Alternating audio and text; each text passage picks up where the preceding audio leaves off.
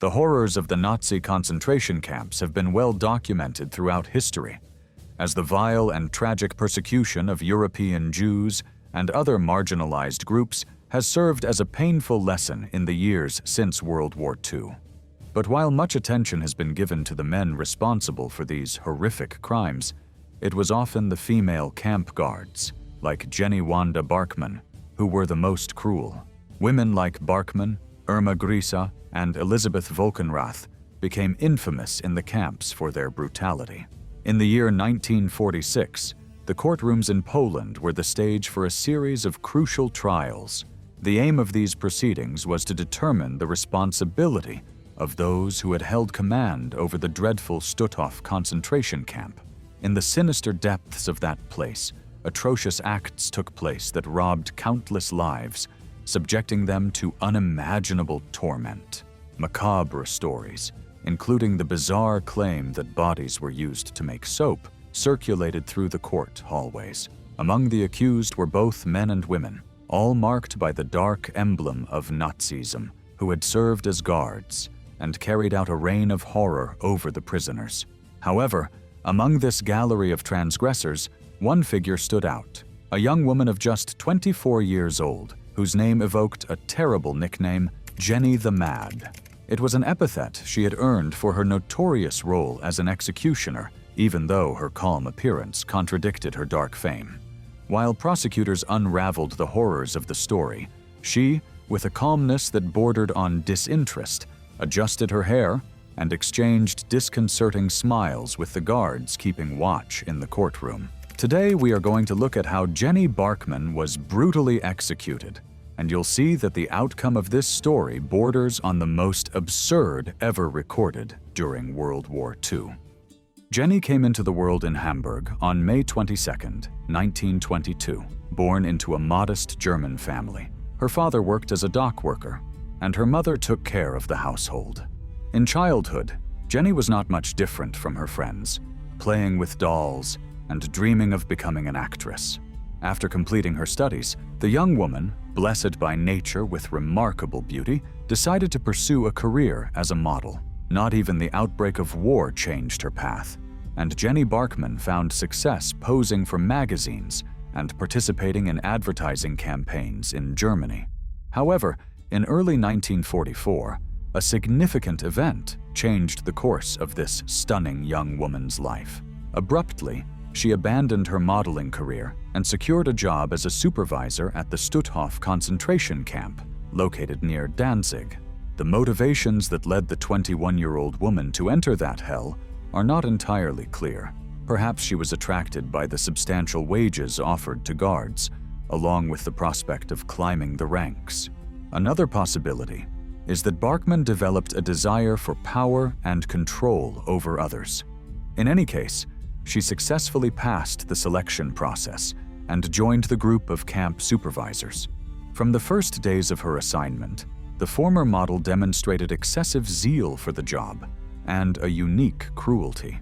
The bulk of the Stutthof camp population was composed of women and children of Jewish and Polish origin. Barkmann did not hesitate to brutally beat prisoners and order dozens of them to be sent to the gas chambers. Jenny revealed a remarkable imagination when inflicting torment on her victims, sometimes shocking even her colleagues. Outwardly, Supervisor Barkmann maintained the appearance of a fragile and clever student, a contrast that made her all the more terrifying.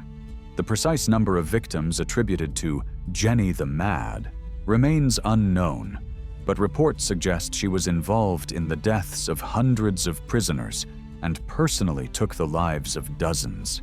Here, there was a glitch in the narration audio. Diseases also devastated the camp population, and those who survived the epidemics were often sent to die in the gas chambers. Jenny Barkmann, in particular, delighted in the pain of Stutthof's inmates, to the point of creating a variety of tortures to make their lives unbearable. Her favorite was striking them with a leather whip, lashing them until the cuts were so many and deep enough to cause bleeding. Sometimes she chose to leave her victims alive, focusing the blows only on their heels, tearing their feet apart and leaving them paralyzed. According to witnesses, Jenny murdered prisoners she hated in particularly sadistic ways, releasing hungry dogs to devour them.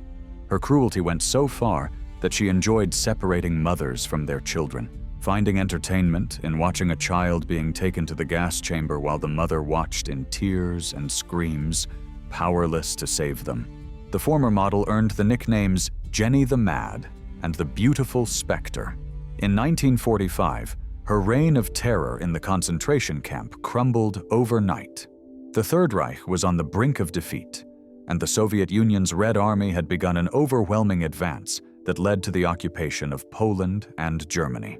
Seeing that communist troops were approaching Stutthof, Jenny decided to abandon the concentration camp and flee. This was not uncommon, as there were rumors that the Russians executed Nazis in cruel ways. The ex-model became one of the most wanted war criminals. Although she managed to hide in Poland and evade justice for 4 months, her description and photo were spread throughout Europe. One day, while at a train station about to leave Poland, she was recognized and arrested by a military patrol. In 1946, courts were formed to try those responsible for Stutthof.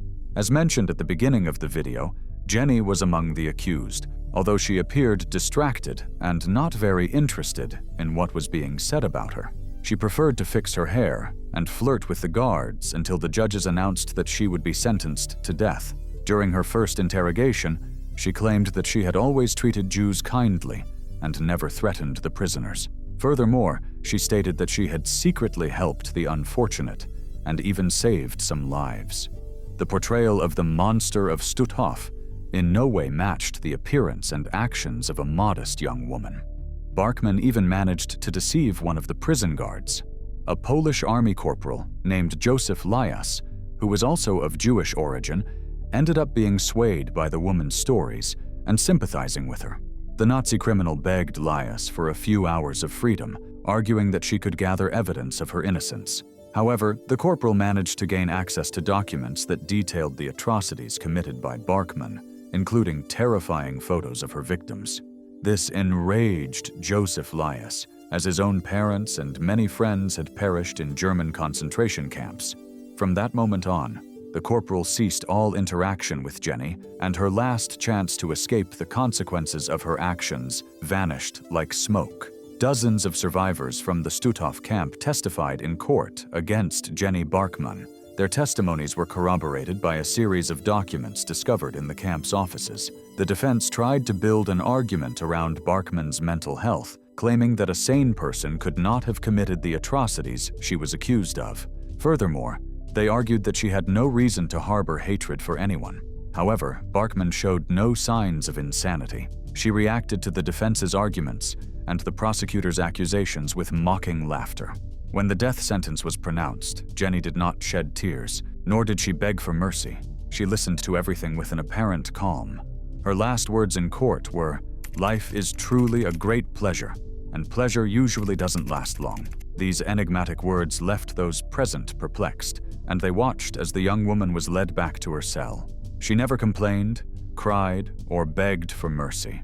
She accepted her fate with disturbing calm. On the morning of July 4th, 1946, Barkmann and 10 other war criminals were taken to the execution site at Biskup Hill, near Gdansk. More than 200,000 people gathered to witness the deaths of these executioners. Many traveled from afar to witness the end of the tormentors and torturers of their loved ones. Among the crowd of spectators was Corporal Joseph Lias. In Gdansk, the war criminals did not receive the same level of attention as in Nuremberg.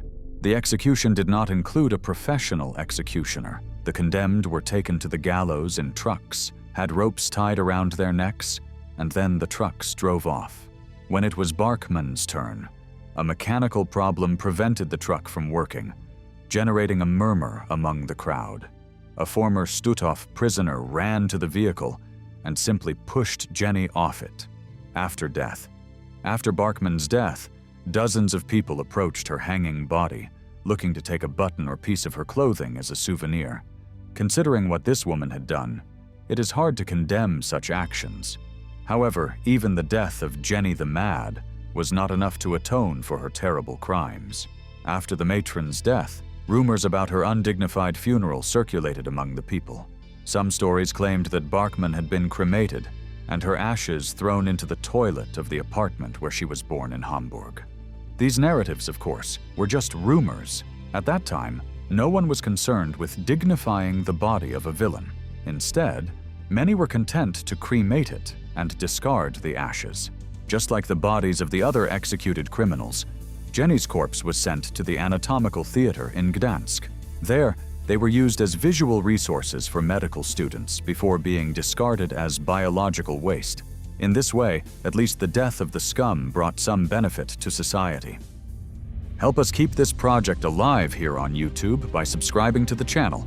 Thanks for watching, God bless you all, and see you soon.